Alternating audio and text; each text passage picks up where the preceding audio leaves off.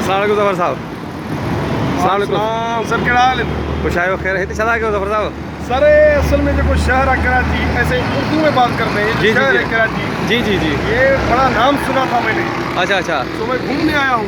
अच्छा अच्छा घूमने आए हैं आप। हाँ हाँ, अच्छा ये आपके साथ कौन है? मेरा दोस्त है, इधर कराची का है। इसने मेरी दावत की थी इधर। अच्छा। इसने बोला था आ जाओ तुम मेरे दोस्त हो, तुमको घुमाऊंगा फिराऊंगा।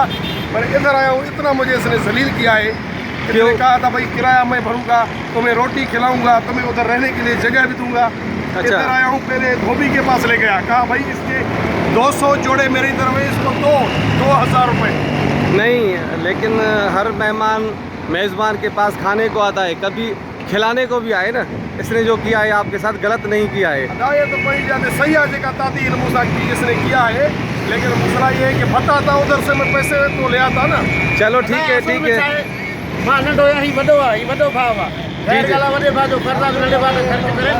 जी जी, वो तो है, लेकिन मसला है मैं अब कहाँ जाऊँ, पैसे तो ख़त्म होने वाले हैं। अभी आप जिना साहब की मज़ार पे जाएं, जिना की मज़ार पे जाएं, वहाँ पे जाके दुआ मांगे और घूमें फिरें, ठीक है? चला कायदी आज़म मोहम्मद अली जिना साहब। जो फोटो पे हाँ वहाँ जाए ठीक है।